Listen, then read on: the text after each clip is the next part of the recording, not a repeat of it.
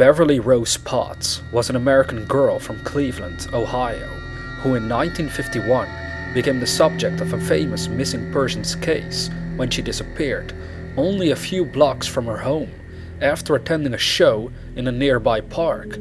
She has never been found, and her disappearance remains unsolved.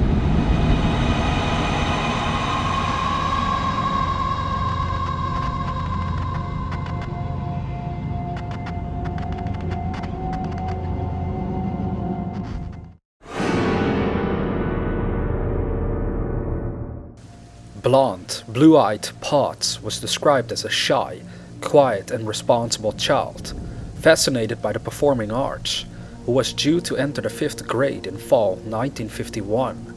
At the time she was living on Lynette Avenue with her parents, Robert and Elizabeth Potts, and her 22-year-old sister, Anita. On August 24th, she and her friend and neighbor Patsy Swing were given permission to see the show wagon, an annual summer children's performance event being held that evening in Halloran Park, less than a quarter of a mile from the girls' homes. This was a special treat, as the park was generally considered unsafe after dark, when large trees dimmed the surrounding street lights. It was also frequented by the local vagrant population. The two girls initially went to the park on their bicycles around 7 p.m. At 8 p.m., deciding it would be easier to maneuver on foot through the large crowds in attendance, they returned home to drop off their bikes, arriving back at the show sometime before 8:30 p.m. At about 8:45 p.m., Swing, who had promised to be home before dark, suggested they leave for home. Potts said that she had been given permission to stay for the entire show, which was not due to end until after 9 p.m., so Swing went back to her home alone. Swing last saw Potts in the crowd, still watching the performance on stage. At about 9:30 p.m., when the show had ended and the park was emptying, a 13-year-old boy who knew Potts saw her heading diagonally across the park in a northeasterly direction, about 150 yards from the corner of Lynette Avenue and West 117th Street. This would have been the quickest route to Potts' home, which would then only be a few minutes' walk away.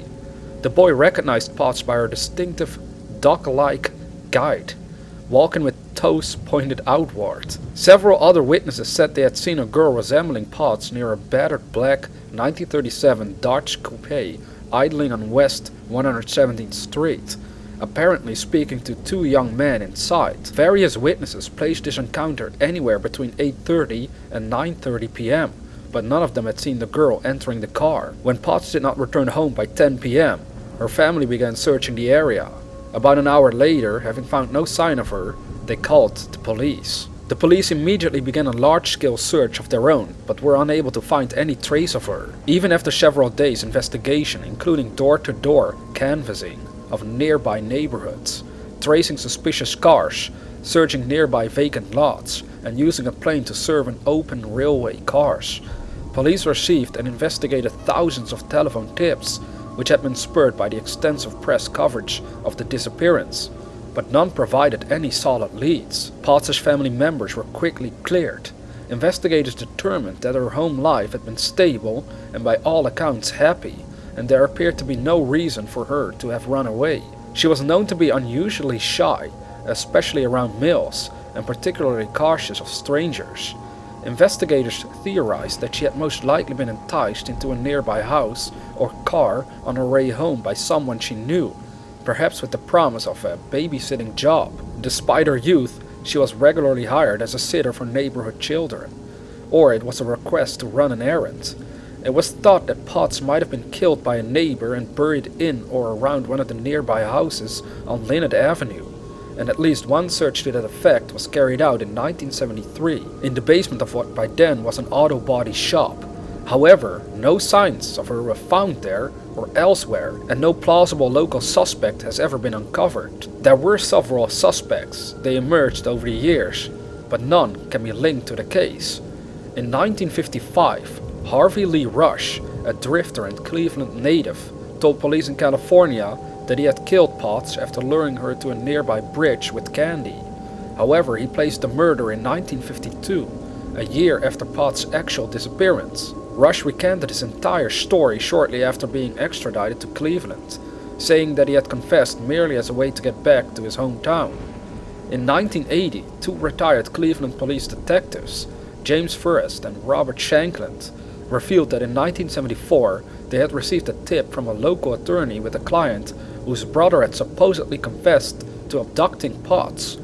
The detectives subsequently found and questioned the brother who, they said, had readily admitted to having lived near Halloran Park in 1951 and making a habit of picking up and molesting young girls there. The man did not remember abducting Potts in particular, but he said he had flashes of memories involving a girl named Beverly. Forrest and Shankland were convinced the man was guilty, but the county prosecutor's office refused to pursue the case, citing a lack of evidence. William Henry Redmond, an Ohio native and former carnival worker, was indicted in 1988 for the 1951 Pennsylvania murder of 8-year-old Jane Mary Althoff. While in prison, Redmond reportedly told a cellmate that he had killed 3 other young girls. When questioned about the Potts case in particular, Redmond refused to make a statement one way or the other. He was in the general area at the time of Potts' disappearance and had a record of child molestation convictions dating back to 1935. However, Potts would have been considerably older than his previous victims. In 1994, a letter was discovered under a carpet in a Cleveland house, written by a woman who claimed to have caught her husband disposing of Potts' body in their furnace. Upon being traced and questioned by the police, the woman said that the allegation was false. She had written the letter solely as a revenge fantasy against her abusive husband. More letters were sent to reporter Brent Larkin of the Cleveland Plain Dealer beginning in 2000, purporting to be from an elderly and infirm man who claimed that he wanted to confess to molesting and murdering Potts before his imminent death. The anonymous author pledged to turn himself in on August 24, 2001, the 50th anniversary of Potts' disappearance, but shortly beforehand wrote again to say he had to enter a nursing home and would be unable to honor his promise or otherwise reveal himself. An extensive investigation failed to turn up any clues to the author's identity. Larkin now believes the letter must have been a hoax. The enduring mystery of Potts' apparently random disappearance and the extensive investigation quickly captured the imagination of the press and by extension the entire city. It was becoming notorious, especially among parents fearful for their own children's safety. It has since become one of Cleveland's most well-known missing persons cases. Thea Gallo Becker, author of Legendary Locals of Cleveland, says that it remains one of the most haunting and heartbreaking mysteries in Cleveland history. Potts' mother died in 1956, reportedly hastened by a heartbreak over her daughter's disappearance, and her father in 1970. Beverly's only sibling, Anita, continued to search for her until her own death in 2006. There's a memorial marker to Beverly situated next to the graves of her parents. So what do we have here, huh?